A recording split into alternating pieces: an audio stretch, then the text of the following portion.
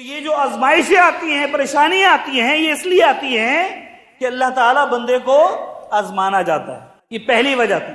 اور دوسری وجہ یہ ہے کہ یہ ساری قدرتی آفات جو ہم پر مسلط ہیں اور یہ کفار جو ہم پر مسلط ہیں، یہ مسلمانوں کے بعض گناہوں کی سزا ہیں. سارے نہیں، یاد رکھیے گا، یہ سارے گناہوں کی سزا نہیں ہے. اگر سارے گناہوں کی سزا ملنا شروع ہو جائے اس دنیا میں تو پھر حق یہ ہے کہ مسلمانوں کا اس زمین سے بالکل صفایا ہو جائے، جس طرح قوم نوح کا صفایا ہوا، قوم عاد کا صفایا ہوا، قوم سمود کا صفایا ہوا، قوم لوط کا صفایا ہوا. جس طرح اللہ تعالیٰ نے ان قوموں کا صفایا کیا ہے، حق یہ ہے کہ اگر مسلمانوں کو ان کے سارے گناہوں کی سزا اس زمین پر اللہ تعالیٰ دینا شروع کر دے تو اللہ تعالیٰ مسلمانوں کو صفحہ ہستی سے مٹا دے.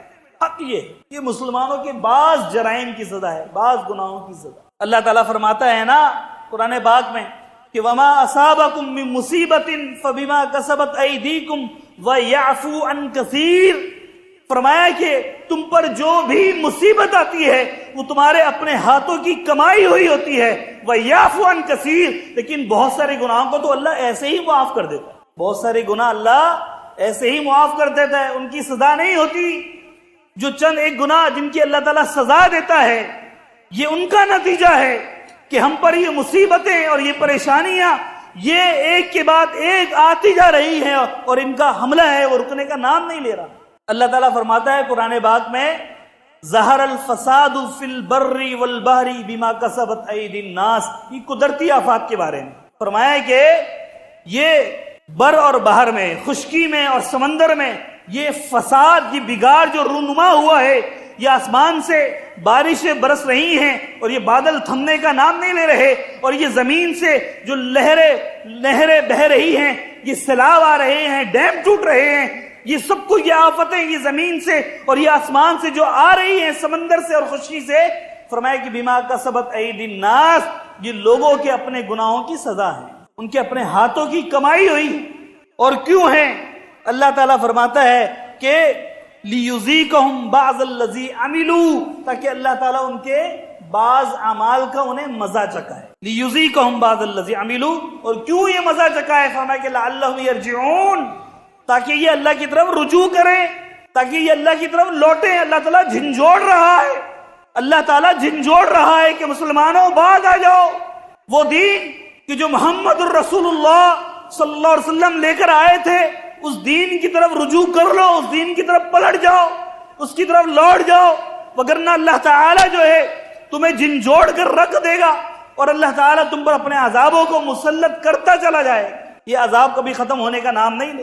لعلہم یرجعون، تاکہ یہ رجوع کریں اللہ کی طرف، یہ دوبارہ سے لوٹ جائیں.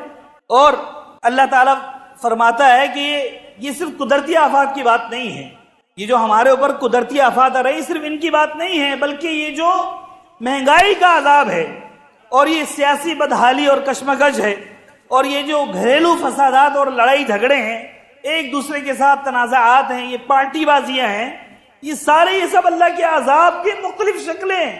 اللہ تعالیٰ قرآن پاک میں ارشاد فرماتا ہے، فرمایا کہ قل هو القادر علی ان یبعث علیکم عذابا من فوقکم او من تحت ارجلکم او یلبسکم شیعا ویذیق بعضکم بأس بعض. سورہ انعام میں اللہ تعالیٰ فرماتا ہے کہ اللہ تعالیٰ اس بات پر قادر ہے کہ تم پر اللہ تعالیٰ اپنا عذاب نازل کر دے، من فوقکم تمہارے اوپر سے، او من تحت ارجلکم یا تمہارے پیروں کے نیچے سے، او یلبسکم شیعا یا اللہ تعالیٰ تمہیں گروہوں میں بانٹ دے، تقسیم کر دے، وَيُذِيقَ بَعْضَكُمْ بَأْسَ بَعْضٍ اور تمہیں ایک دوسرے کی تکلیف کا مزہ چکھا دے، ایک دوسرے کی طرف سے تمہیں اذیتیں ملنا شروع ہو جائیں.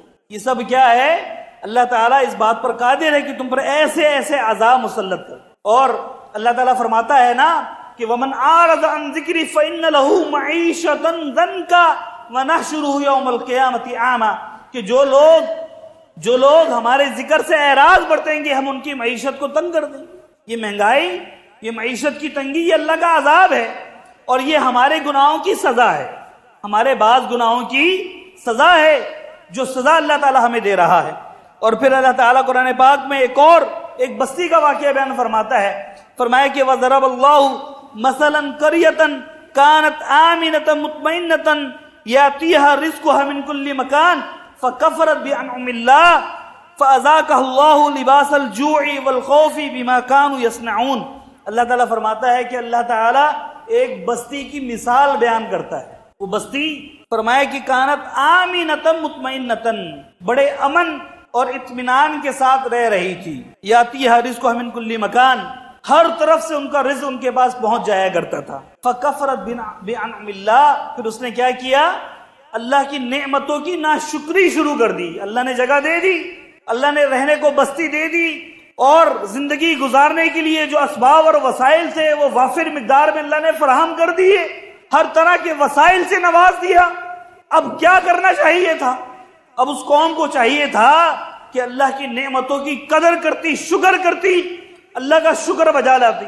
جس طرح اللہ تعالیٰ نے ہمیں یہ سرزمین عطا کی، وسائل دے دیے، نہریں دے دی، پہاڑ دے دیے اور چشمے دے دیے، اور اللہ تعالیٰ نے سمندر دے دیے، اور اللہ تعالیٰ نے زرعی اراضی دے دی، اللہ تعالیٰ نے جو ہے وہ بہترین ماہرین فن عطا کر دیے، اللہ تعالیٰ نے سونے اور چاندی کے ذخائر دے دیے، کوئلے کے ذخائر دے دیے، اللہ تعالیٰ نے پیٹرولیم دے دی، گیس اور معدنیات دے دی.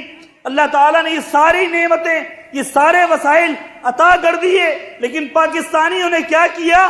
فکفرت بانعم اللہ، اللہ کی نعمتوں کی ناشکری شروع کر دی. تو کیا ہوا؟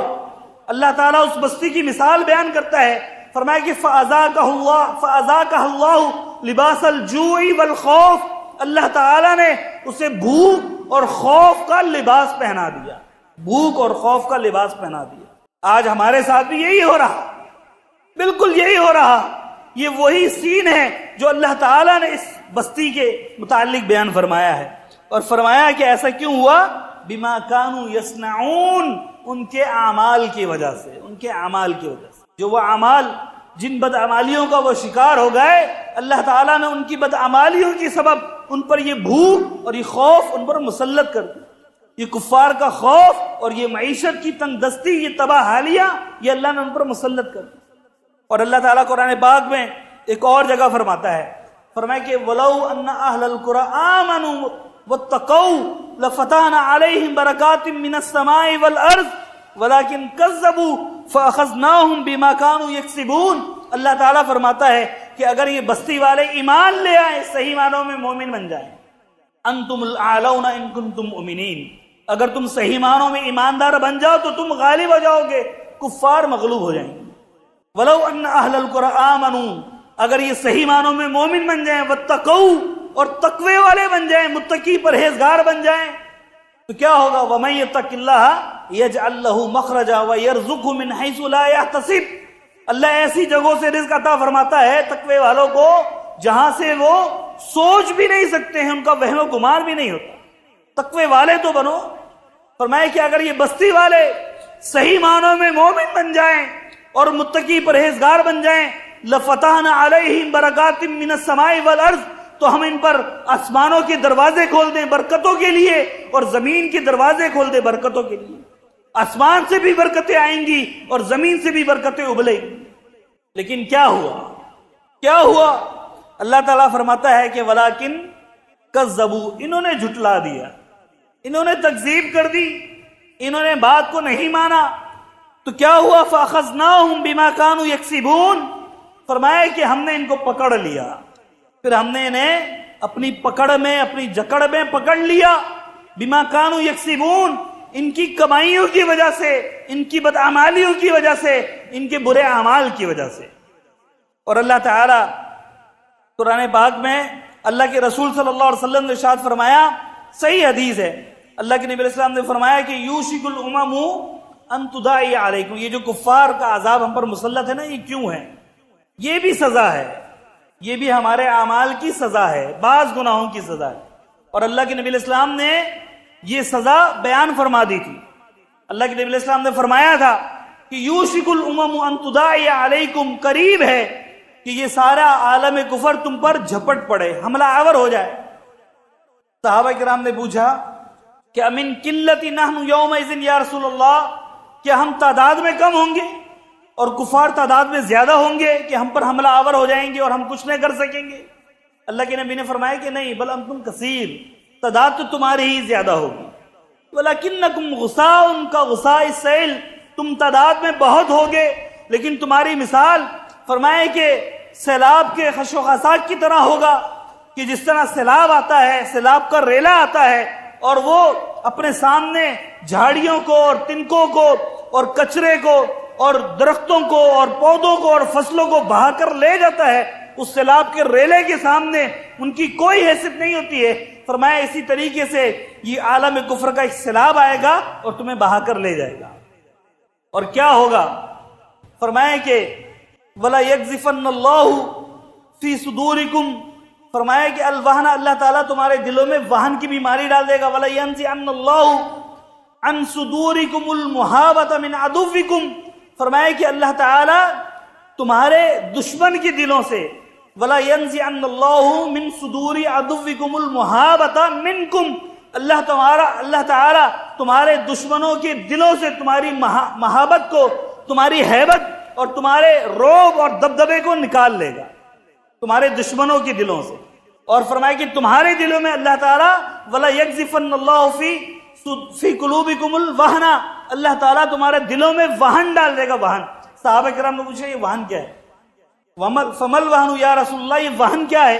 اللہ کے نبی نے فرمایا کہ حب الدنیا وکراہیت الموت، دنیا کی محبت اور موت کی ناپسندیدگی، موت کی نفرت۔ اور ایک حدیث میں آتا ہے وکراہیت الشہادہ، شہادت کی موت کی نفرت۔ معنی کیا ہے کہ تم جہاد نہیں کرو گے کیونکہ تمہیں یہ لگے گا جہاد کرو گے تو مر جاؤ گے، قتل کر دیے جاؤ گے۔